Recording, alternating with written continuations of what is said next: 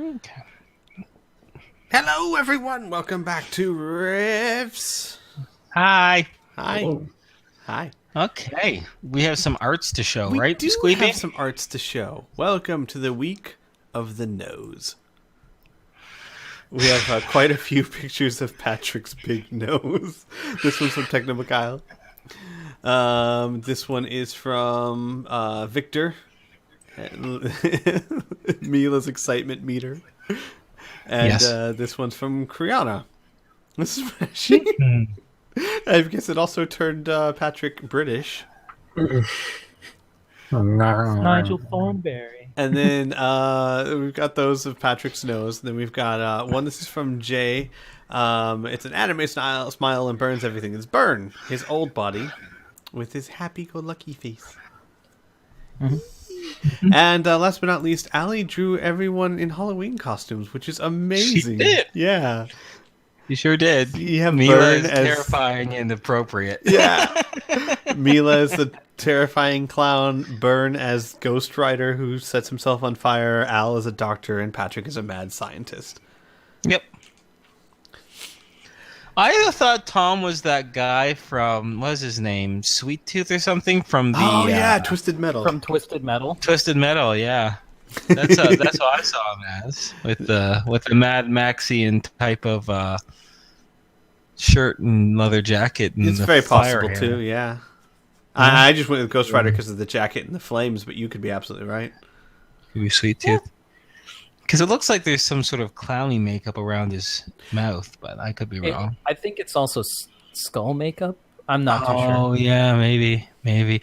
Oh, it probably is Knight Rider if it's a skull. Either way, it's great. Dun, dun, dun, dun. Good. Yes, Fantastic. but there we go. And then we have the inside joke drawn by, I don't know, someone. It was one of the fine artists at Palladium. Yeah. Yes. So, anywho. Yes, speaking of the inside joke, which is the name of Baron Dioxin's fine, huge, self-sustaining yacht of a ship, we actually ended the scene with Baron Dioxin in extending an invitation for the group to stay upon his ship for about a day or so, to enjoy the luxuries, get to know the situation a little better, and otherwise be wined and dined. For in the brief interview that the Baron had with the party, he proposed an opportunity for them that in exchange for funds, for IOUs, for ICE, for stories and tales and knowledge of the surface world. He was very interested in that. And Al also let loose a little bit of truth of who he truly was, how he had his mind, his mental transference put into the body of an elf, which surely piqued the Baron's interest, non-surprisingly. And so now we're getting into that situation. All right. So, as mentioned near the end of last session, the Baron Dioxin, has quite a few things to take care of. He does have a whole business operation to run with the network. And so he has now let you outside of his meeting room, his study, his collection room, and has put you into the fine hands of those same two juicers that escorted you to him. And he has, before he leaves, however, he does say that he's made he's putting together some fine arrangements for your group, for you, to stay on the ship, and he hopes that you enjoy his hospitality. And if you have any questions or concerns, the staff, his employees, will be very happy to assist you. And he looks forward into talking with you again soon at a later date. So, unless you guys have anything you want to say or bring up to the Baron right away, we can move on to the next scene before he departs. No, I'm good. Yeah, I'm good. Yes, I'm also good. Great. And Mila tags along. By the way, I know Bear's there. Mila's there, of course. I can't remember if Alicia came with you. I'm pretty sure she did. She definitely came. Yeah. She got tired of August's shit. Oh, she was just very, yeah. That's one way of putting it. Yeah, she did. There's multiple reasons, but that's a major one for sure. So,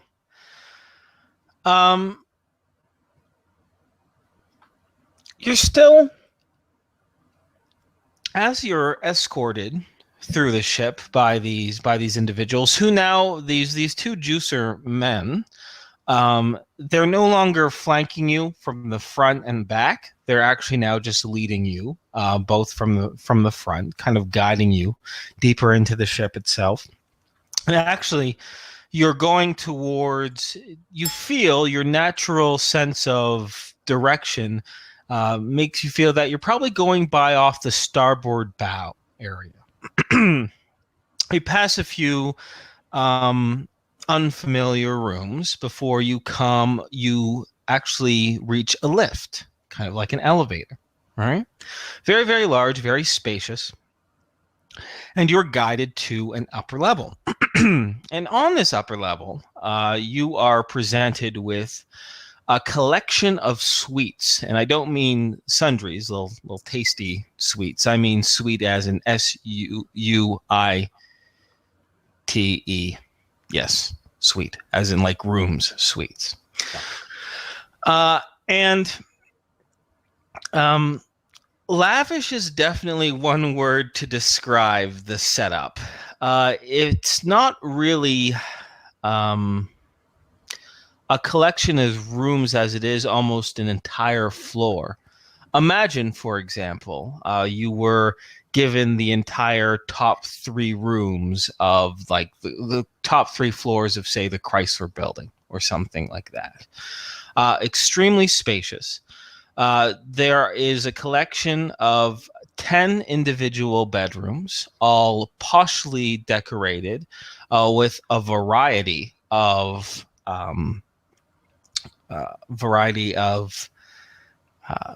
plant life around there to really green up the place. In addition to other amenities are the following. A complete and catered kitchen or kitchen and dining room, and in which a variety of fruits, vegetables, sweets, and other such sundry items are presented to you and prepared for you at your beck and call. There are dedicated 8 employees that will assist you with any questions you might have or any requests you might make. You're given superior security. So if you feel that you have any sort of problems with any other members of the crew of the Inside Joke, they'll assist you with that.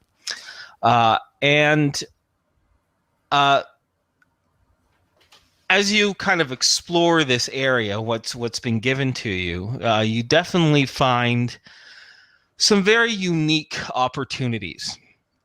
The first is the Inside Joke has its own interior link, its own interior, for lack of a better word, cyberspace, right? And access to this is done very, very easily. There are a variety of ports and computers throughout this ensuite, this penthouse-like environment that you're given. And this database contains the following: 25,000 different movies and vid tapes, a digital library extending to 2 million periodicals, books, articles, and other such written lore. Everything, and just browsing it shows you that this database goes back probably about 400 years, unbroken.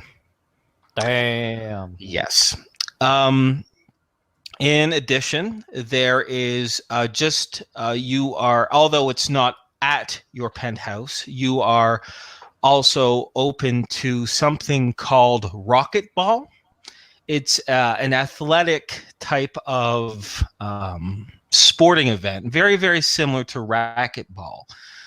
So you definitely have some physical options as well.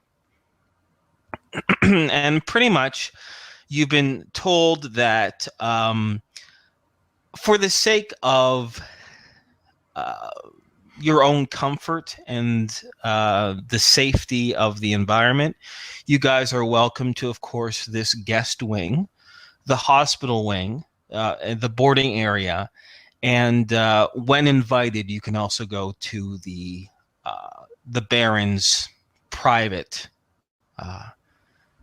private abode, for lack of a better word. Mm-hmm. Yeah. Just to give you an idea, just to add a little bit more flavor to this as well, an example of some of the foods that you're given are things called bush plums, dream cashews, a wonderful thing called a melon fruit cake, pickled peaches, a wonderful rum pudding, and a dessert called saffron delight, and a very strange dish called the Ruzzo dish, Wruzo dish, a Ruzzo dish. And what it seems to be is almost like a white gelatin kind of spread out in like a thin sheet, right? And placed on this thin sheet seems like blossoms of of flowers, right? But as you kind of tear off a little bit of that white gelatin, and you scoop up one of these kind of flower-like petals, you find out that it's actually concentrated crystallized sugar. And what that does, it's just a very, very sweet experience, almost too sweet if you have a very, very particular palate. But it's a dessert. And of course, alcohol is presented to you, quite a bit of it as well. Twisting Wonder, a white wine sunset, gin blossoms. There's actually one of the employees himself doubles as a bartender. His specialties are rum slings and tomato lights. In addition, one of the we'll just say, for lack of a better word, the head employee, your go-to contact while you're being entertained here, is excuse me as I scroll through my list, is a fellow named Kieran Marshall. And Mr. Marshall also explains to those of you who might be interested is that they can also provide a service, a commodity called ivory grain. It's a very highly synthesized version of crystalline, a very non-addictive drug, he explains, that truly opens up your mind and your brain becomes this marvelous kaleidoscope of color and feeling and emotion. Some individuals like to engage in such narcotics, and ivory grain is considered top of the line premier stuff.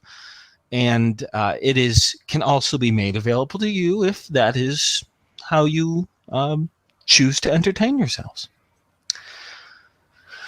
And of course, water as well, along with the booze. And in fact, there's these wonderful, you don't have to necessarily drink the water straight up. Although there aren't any fruit juices traditionally, like grapefruit juice or orange juice, there's these wonderful flavoring injections, just a small spritz of a flavoring liquid that can change water into, not only can carbonate water, but can give it about a variety of about 200 different flavors. Most of them fruit-based, but some of them are a little bit more unique. Yeah. Do we have any questions about your accommodations, my friends? Actually, yes. What is the most rarest or strangest, not common spritzer? Like for the water? Mm-hmm. So the strangest or most uncommon. So you're thinking of like what's a spritzer? You go through the names, you go through the menus, you listen to what's available, and you want to know the names. You'd be like, "Whoa, I've never heard of what the hell that is." Okay. No, I was going to ask them that question. Oh, okay. The most uncommon. Okay, Yes. my bad. No, it's okay. They ponder over a moment and they explain that, oh, well, over 200 flavors, I suppose. Let's see, what's the least common? Well, I suppose it would be the Star Kabosu. And a few of them kind of confer a little bit. Yes. I don't think that's... It's only just very recently hit the market. Yeah, it's an acquired taste. Yeah, it is. I would like to try that. And they all please. agree, and they say, yeah, the Star Kabosu. Al would say, I would like to try that, please. As you wish. And they kind of spritz it into your drink, into a tall glass of water with you. And you can see it's both green and yellow streaks start to diffuse in the water itself. And eventually, it kind of blends into a more light green type of color. As I assume you want to take a sip of this? Yes, please. Okay, so as you take a sip, the best way to describe the taste is if it was a coconut was wrapped up in seaweed and then dipped with lemon sauce.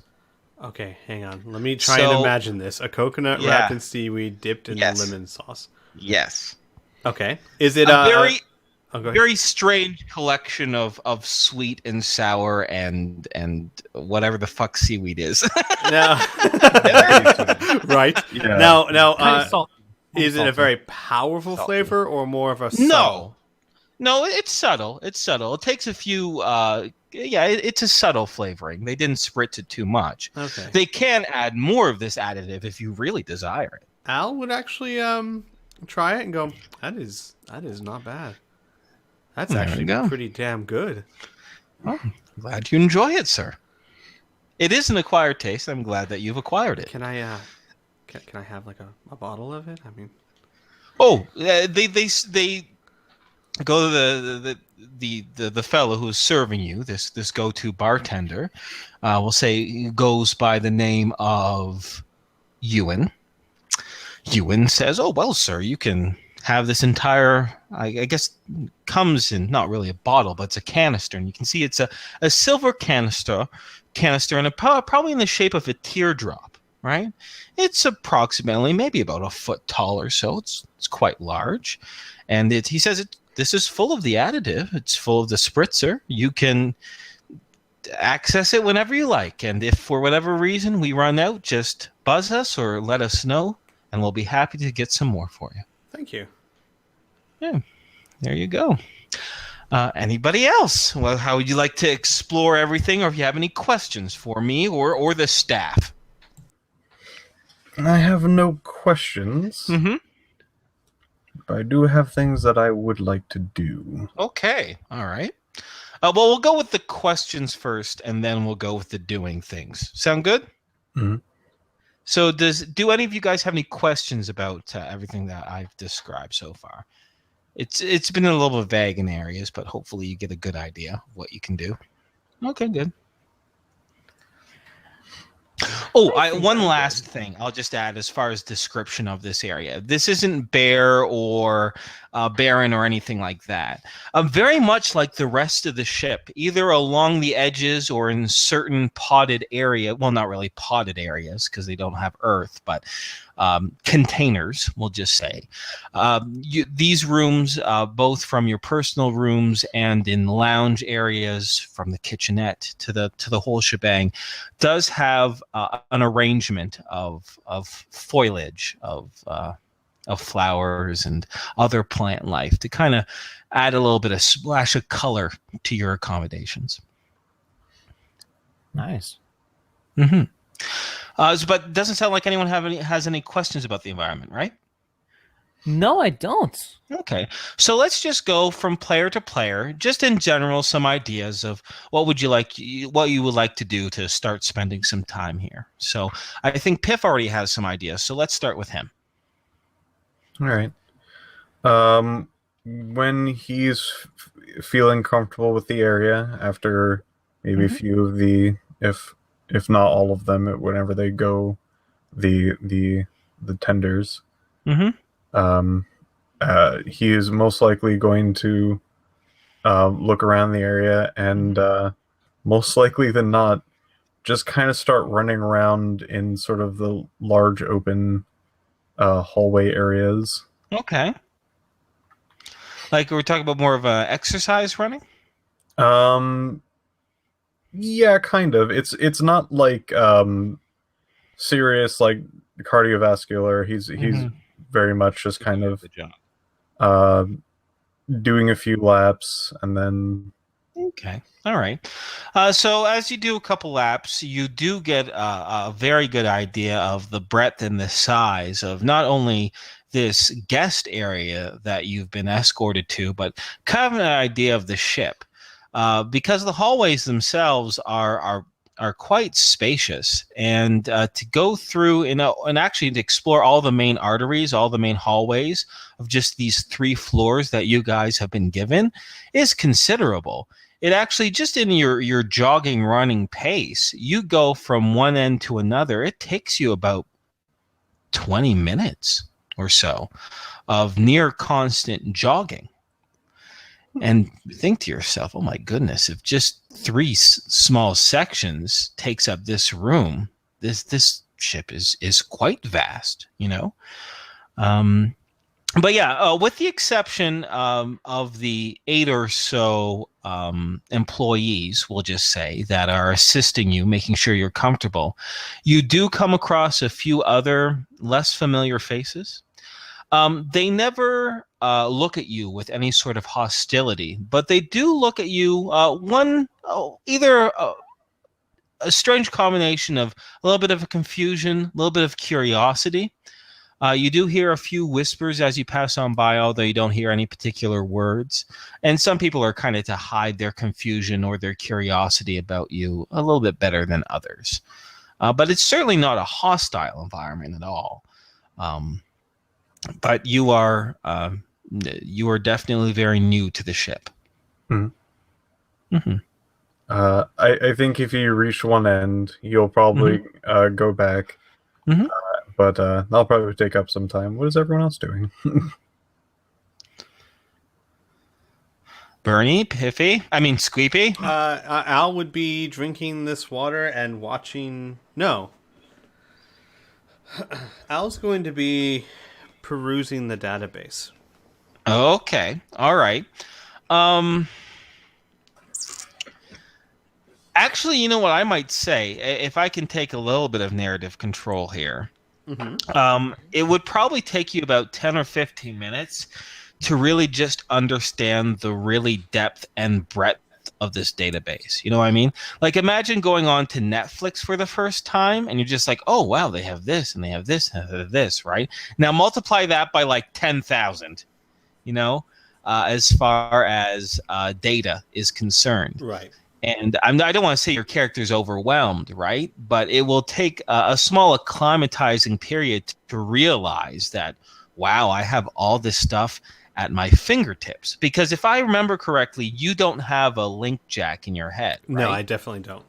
Yeah, so you have to manually control over keyboard and touch screen interfaces, manipulate a user interface as compared to someone who is directly plugged in and linked in, who can access a lot of this information with a thought, right?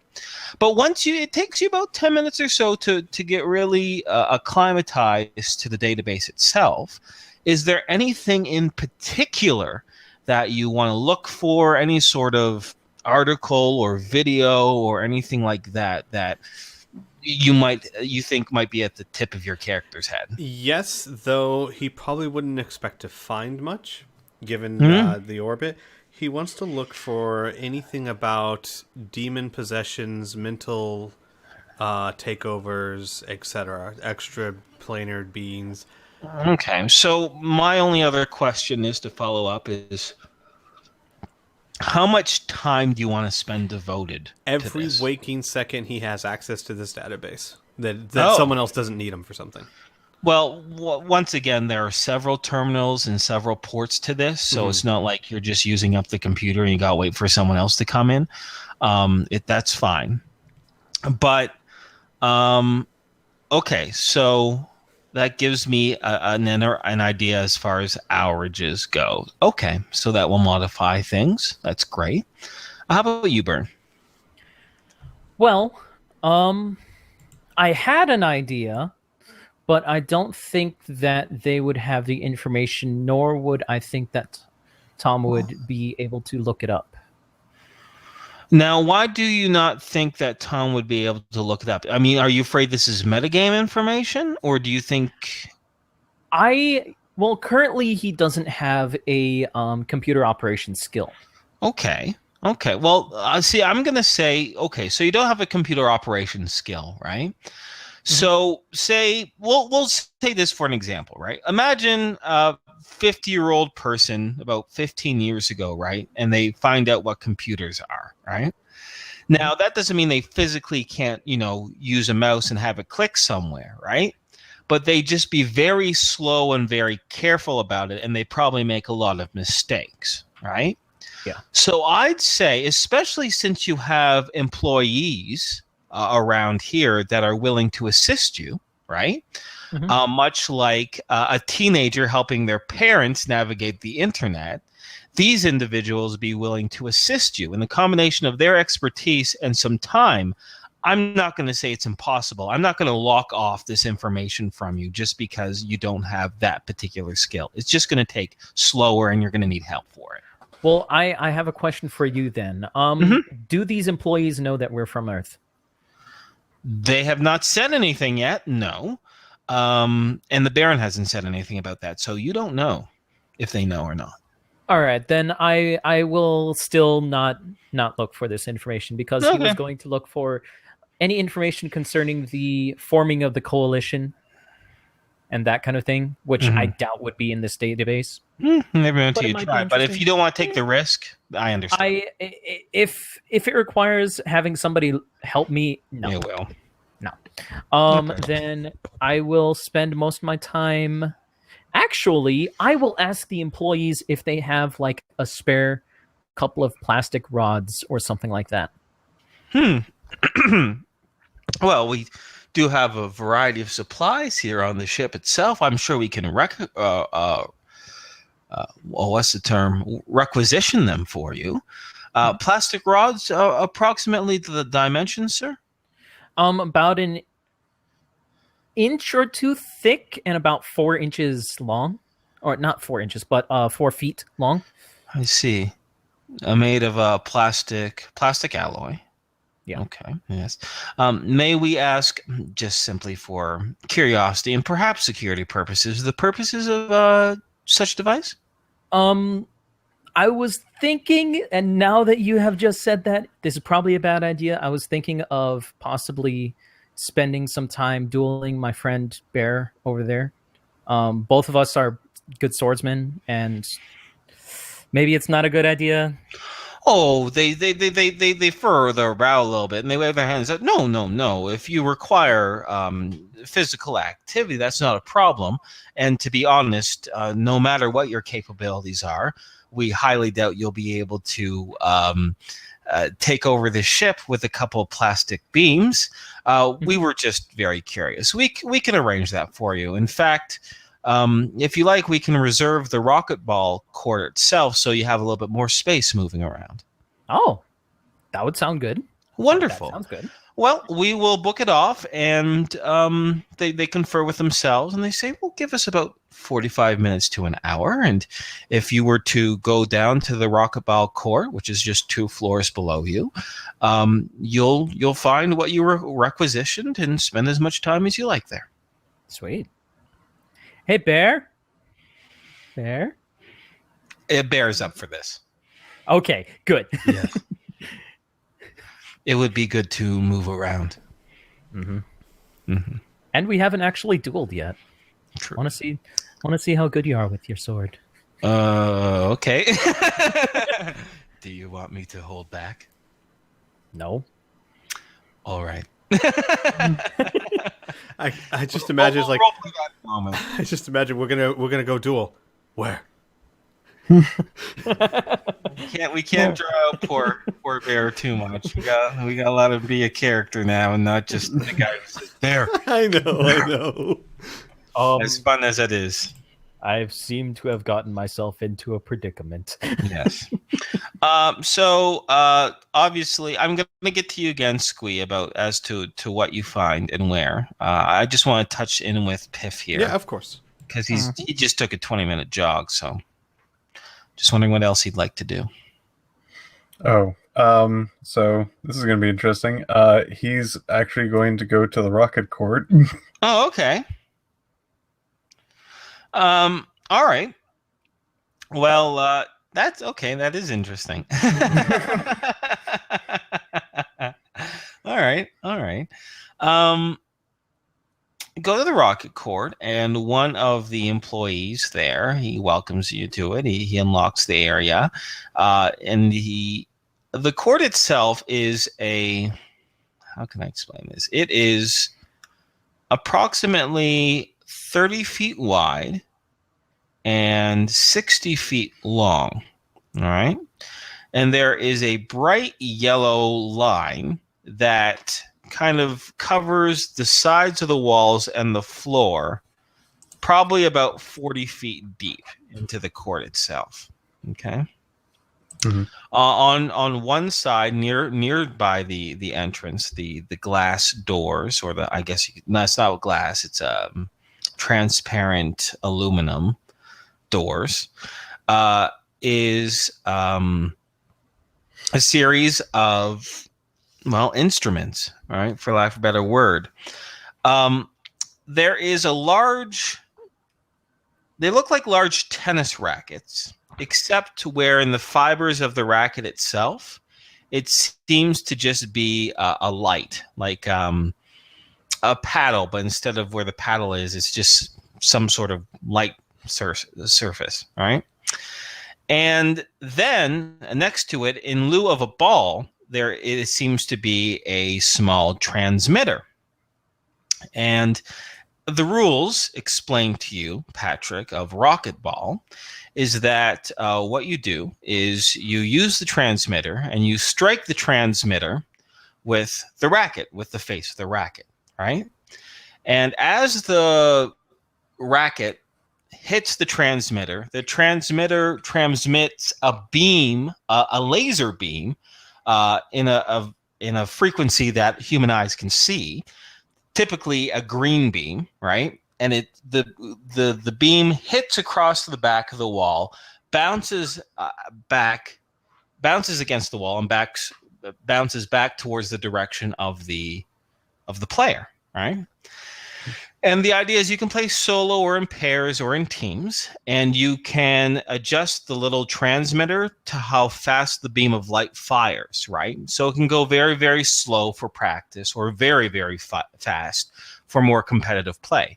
And the idea is to pretty much just bash these beams of light against the wall. And if you miss, obviously the beam of light goes past the rackets, hits the wall behind you. You hear a little buzzer sound, and you gain a point. And the person with the least amount of points in a game wins. Make sense? Yes. Great. So yeah, it's explained. So they say, if you would like, sir, you can practice solo. You accompany your friends to play with you. But if you're looking for a competitor, we have been told to ensure, that you have a wonderful time, and some of us have played Rocket Ball before. We'd be willing to play against you in a friendly game, or as competitive as you wish. Oh, how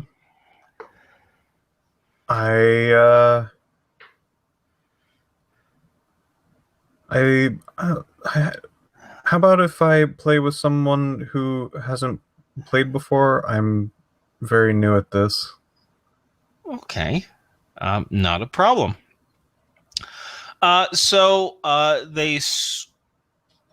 They scrounge up a volunteer from them. Her name is Umbra. She introduces herself as Umbra at the very least. She looks like she's in her early 40s. She has very, very straight brunette hair that is kind of tied up in a ponytail. She's very formal and very polite, and she's willing to play with you. And she's also very, very new. So this transmitter settings of the green light beam are set to very, very low. And you volley it back and forth a little bit. Okay. Hey. And after about 30 minutes or so, you've actually managed to get the least amount of points. You have 3 points while she has 5.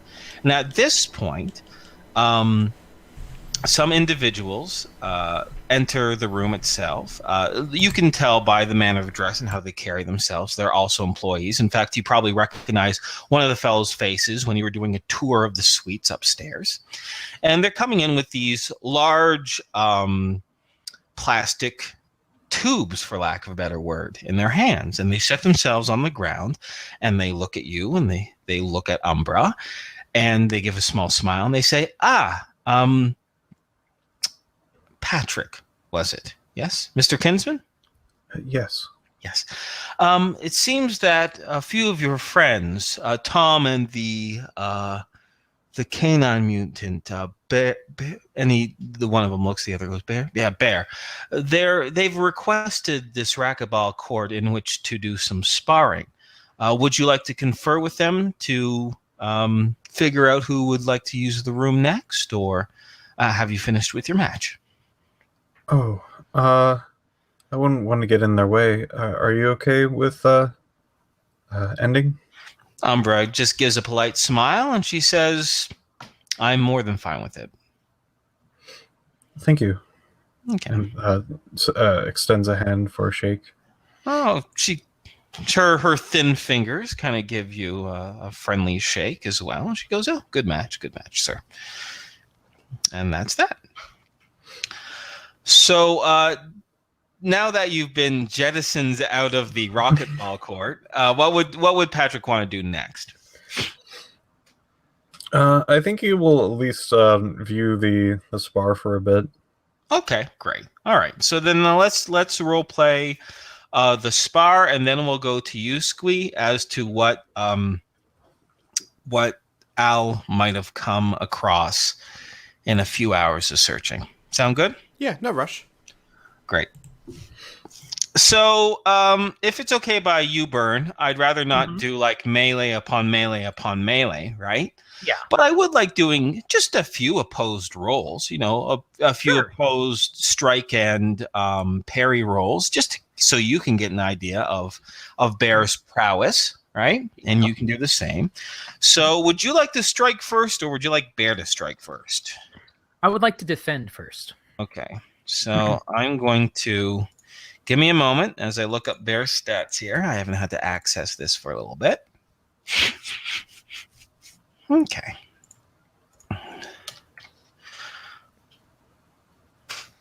Okay. So he's gonna try to strike you for 15. All right. I will try and parry. I fail. Oh, Ow. He gets you right in the shoulder. He goes, and he says, I'm sorry. You told me not to hold back. Yeah, no, it doesn't. I'm going to say the damage. I think it's going to be fair to say that you guys are either going to be wearing like your body armor, so the strikes don't actually hit your flesh, right? Or some other sort of protective equipment, so you guys aren't beating the shit out of each other with plastic tubes. Yeah, like the employees could have brought something just in case. Easily. Yeah, at your request. That's fine. Okay, your turn. Okay. 20 plus 4. 20. I goes to the defender. He just manages to sneak his tube up and just deflect your blow. Well done. Thank you. Here I come again. Ooh. Oh, that's gonna be bad. Oh wait, does he have hand-to-hand expert? You don't need to know what he has. Oh, you don't want to know if that's a critical hit. Because of critical strike. Oh, his level. Let me see what critical strike is at. Yeah, that's a critical strike. He bops you on the head. I can't defend against You could that. try to roll with the punch. Yeah, I'll try because and it's a blunt object technically. Yeah. Oh no! Wait. Actually, you do. Well, you need to get over 50. I mean, you need to go over 10 to roll with the punch. Okay. So you do. So you would have only taken half damage if we're taking full damage, but you're able to roll with the blow. You see this coming. You're just like, I am not going to be able to stop this. It's like Bear takes both his paws and he's just trying to wail it down on your head. And you're like, this is not happening. I'm not parrying this. Okay. All right, your turn. I may have made a great mistake. We'll do. Okay, and he'll try to parry. Easily succeeding. We'll do one more round. How's that sound? Yeah. Okay. Hit me. It's your turn. No. It is my turn. It's your turn. Okay. 19. Okay. Let's see if I parry. Oh, Tommy. You just fail. It's not a critical failure.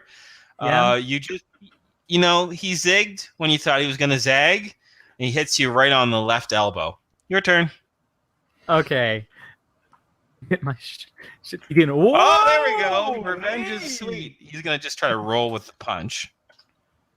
Oh, and he fails. So that would have really hurt. You hit him right in the bottom of his chin. His protected chin, but you give him a good whack. Yeah. And he goes, the importance of not underestimating the enemy. Even when you have a beast cornered, you always assume that they are lethal, as you can be, Tom. Thank you. Oh, geez, you hit me pretty damn hard. You asked me to hit you. I know. I have made a mistake. I see. I'm gonna go back to my room. You're good. Thank you. You're really good. I need to get better. I will lend it whatever assistance I can to you. Oh, thank you. You're welcome. I'll probably ask for assistance sometimes. Okay. Okay. So let's go with Squee. We're gonna time speedhead a few hours, right? We'll say about 3. Okay. So I mean, for the sake of your research, not everybody's time. Right. Yeah. So after getting acclimatized for everything, you look for demonic possessions, for lack of a better word, right? Or any sort of possessive entity, right? You come across your first scope of hits are references to the Sino-Japanese space station. From what you have been the information that you've managed to gather, a lot of these are from official reports. One of these are from a book dedicated to the incident. And some of it seems to be a lot of notices by both Freedom, Euro, Leitka, and the Moon colonies. Those 3 stations and the Moon colonies. But with all this data, you're able to paint some sort of narrative, some sort of picture in your head. Is that the Sino-Japanese space station, before the time of the Flash, they call it, which you can coincide as the time of the rifts, right? But up here they call it the Flash. Before the time of the Flash, the Sino-Japanese station was only partially complete. And during the disastrous events, the Sino-Japanese station almost had a critical meltdown. Thankfully, it was stabilized. And over a period of about 50 to 100 years or so, small pockets of that half-built station started to spring back into life. Individuals in space, members of both Freedom Station and Euro Station. It was a joint venture. They tried to, for lack of a better word, revitalize this half-built station. However, the station itself floated upon an area of space where these strange blue lines sometimes would form, especially in certain times where the moon would rotate around the Earth. It seemed when it seemed to hit its highest apex at a certain degree is when these blue lines would show up. And sure enough, when two of them intersected, sometimes creatures would emerge. Now, for lack of a better word, colonists on the Sino-Japanese station did what everyone else did. And they, in the order to contain whatever was happening on Earth, they would also contain and destroy these beings. However, approximately 212 years ago, while these colonists were working on this Sino-Japanese station, another rift event happened. They didn't call it a rift event. They just called it a line intersection event. But a line intersection event happened. It was documented. But no physical beings seemed to emerge from what was clearly a rift. That was not itself very peculiar. Many times rifts happen, and nothing happened. They've been able to document this before. But then individuals on the Sino-Japanese station started acting very bizarre. And a mere 3 weeks after that linear event, that line intersection event, contact to both Freedom Station and Eurostation to this Sino-Japanese colony were cut off. Later investigations showed that when recovery teams and exploratory teams went to investigate the area, they found their crew members seemingly dead, not wearing their evac suits, but still moving around, as if something were manipulating their dead bodies as if a puppet master.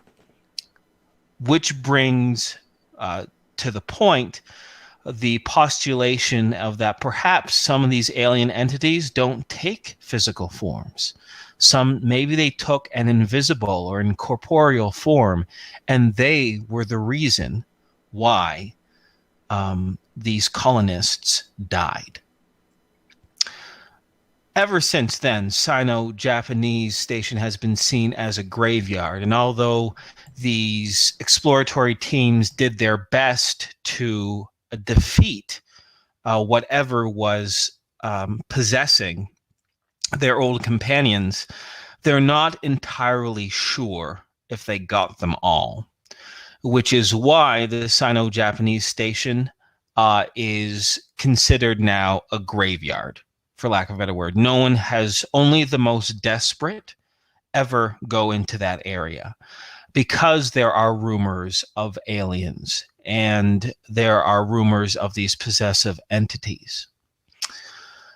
And this also further reinforces the policy between the 3 space stations and the moon to contain Earth and all alien things at all costs. They take these things very seriously. In fact, further research shows that there's a policy called the Sino policy, which is that any citizen of either the space stations, if they see anything that seems out of the ordinary, or if they even make any sort of suspicion, that all policing or military services are to take any sort of tips with absolute severity and believability until proved otherwise. Does that help? I'm not sure, but it certainly gives... Yes. It is certainly what he was looking for, and it gives Al something to talk to the others about later. Well, there you go. Mm-hmm. Excellent. So, speaking of talking to the others later, we're going to say probably around the traditional dinner time would probably ring by. Is there anything you guys want to interact with each other with at any point? talk about each other, anything, your next steps. We can keep on doing individual actions. We can move on to the next scene, for lack of a better word, that I have in mind. It's all entirely up to you We guys. might want to talk in character about the things we talked about out of character after last session. Sure. Go nuts. What things did we talk about out of character? The whole reason why we're staying here. Oh, that! Yeah! Yeah. There you go. That. Okay, well, Al would probably at some point get everyone together and be like, so, we should probably decide. Obviously, I may have spoken a bit too much now that I think back on it, but whatever the case may be, we're in the situation we're in now. We should decide now how much we want to let this gentleman know. Hold up a second. Tom will say, and he'll start looking around the room. Are there any obvious cameras or listening devices, Inferno? You don't know about listening devices, and you've seen cameras on the exterior of your suite.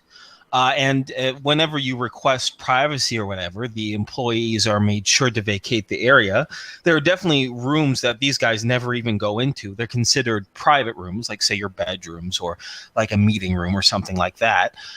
But you don't see anything. No, you don't see cameras on the walls pointing towards you. There's no clear microphones or anything like that.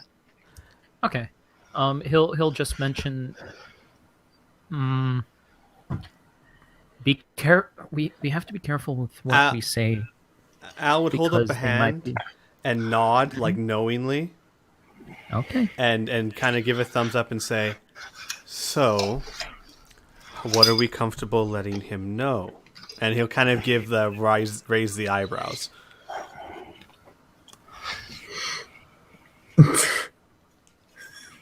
Patrick is going to look between these two companions of his, and I would probably mention, well, we could tell him experiences, I guess. Yeah. I mean, I have no problem with that. I don't really intend to hide anything from him per se. I mean, I don't know how to contact that thing. I don't know if we'll ever see them again. So these are not things that you know, I could tell him if I wanted to. But there's our experiences, what we experienced, what we felt, those kind of things. Yeah. Patrick will nod once at him with kind of a it's a look like he's like, gotcha, but I got your butt. Get your hands off my butt. But want to tell him about that one demon in the cave? We could. I mean, yeah. we could even tell him about the dragon bones and how we got really stupid, filthy rich. We could tell him all about the Zydakicks. We could tell him about, all kinds of things, I suppose. The Witchling. Yeah.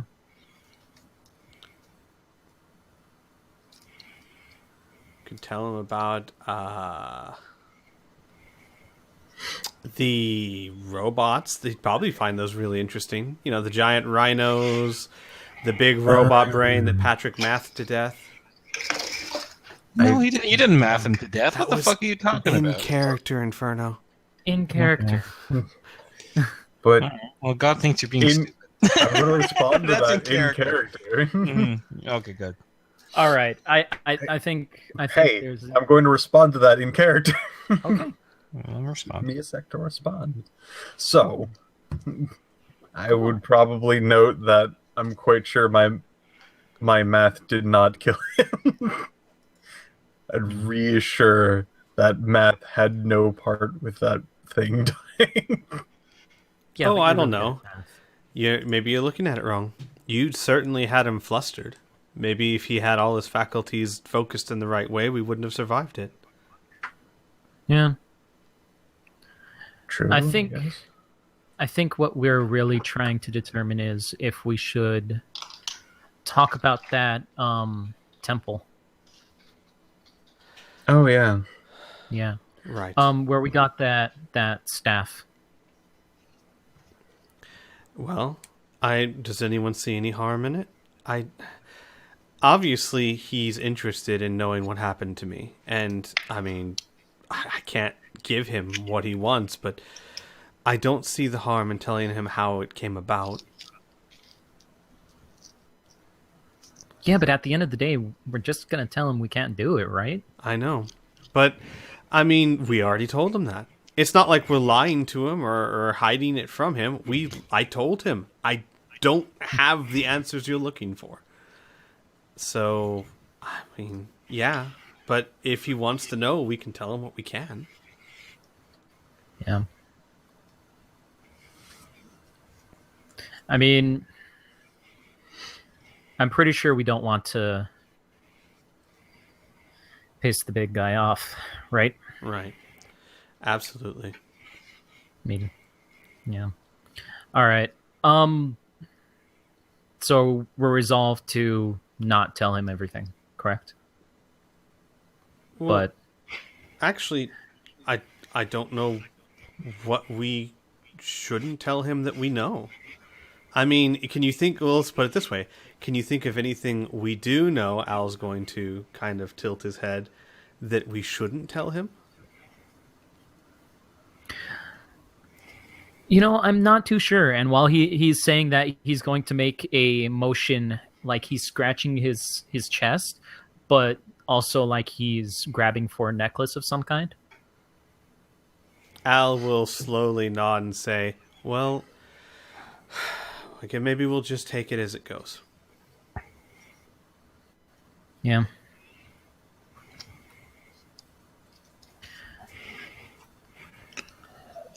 Dun dun dun. Ta-da. I think that's it. I think so. Hi, I'm Patrick. What? Who'd have thought? Okay. So, my next scene that I have in mind would be the next day around the morning or so. Is there anything in particular you guys would like to do over the evening while spending some time over at the Inside Joke? It'd be very simple for Al. I don't need any more information unless you're being generous or not. But just more as a flavor thing, he's going to even lose sleep while diving into this database looking for anything he can on that topic. All right. As for How much sleep are you willing to lose? Let's say until he falls asleep at the desk. So maybe he gets 2 hours of sleep. So you're fine being fatigued Yes. in the morning? Yes. Okay. Burn? As for Tom, because of his humiliating defeat earlier that day, it depends on if he is still able to hold on to that tube. Well, they'll be made available to you in the racquetball court. Yeah. Could I use it in my room? You would. They would ask you why. Just to practice my sword fighting in my room where I'm near my bed. I see. Well, we're only just simply concerned that a lot of the foliage around here is relatively brittle. We're afraid that perhaps during your practice you might damage something. But if you insist, then we'll definitely make an exception. You do have a point. I'll just practice in the racquetball court. Okay. Racquetball court. Sorry. That's okay. It sounds a lot like racquetball, so hence my own mistake for it. But it's balls made of rockets. Not really, but that's fine. Okay. I am going to be he's going to be practicing his swings until he falls asleep. He passes out. He will pass out in the rocket ball cord. And Okay. he'll probably be fatigued as well. Only Very on, likely. like, And you will one not be hour of sleeping sleep. very comfortably, but that's okay. No. Actually, I got an idea for that in a moment, but that's good to know. All right. And Piffykins?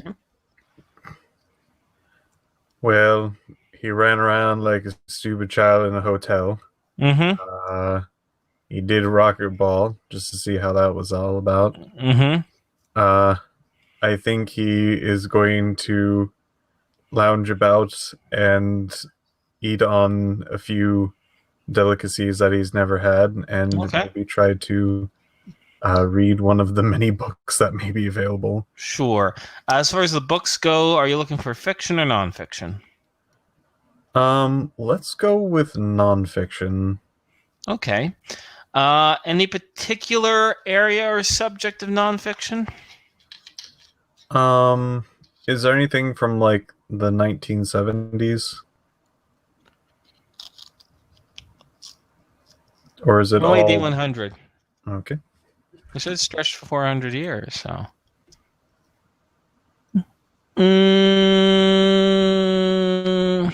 It takes you about 45 minutes of searching for it, Mhm. but you are able to find some periodicals, nonfiction periodicals from the 70s. Sure. Oh, fantastic. Just a second. Let's see, internet. That's going to tell me what nonfiction books were released. Oh, here we go. Okay. Oh, neat. I love you, internet. I love you so much. So, you come across a book by a man named Thomas Harris, and it's called I'm Okay, You're Okay. It's a self-help book. All right. Yeah, and it's pretty much the idea. He calls a procedure of transactional analysis. So it's a way of addressing slow processes in the brain, and a lot of it is confusing because it's critical of something called psychiatry, right? But it's pretty much, yeah. It's okay. I'm gonna just this because this is actually interesting now. Yeah. So the phrase of "I'm okay, you're okay" is one of the 4 life positions that each of us might take, right? So the 4 positions are this: I'm not okay, and you're okay. I'm not okay, you're not okay. I'm okay, and you're not okay, and I'm okay, you're okay. So the most common position is I'm not okay, you're okay. Right? So like a child to an adult, like there's something wrong with me. I want to aspire to be you. Like there's not, I'm not right, but you're right. So that's what I means by like transactions between people. So yeah, Patrick reads that shit if he's interested in it. Oh, yes. Then there you go. Self-help book. I'm okay. is. You're okay. It is grand to even see that they even had something so deep like this in 1970. That would be through his mind, not Yes, mine. of course. Thank you very Yes, much. yes. This is before the golden age, right? This is before the golden age of man. So it's nice to see something like that.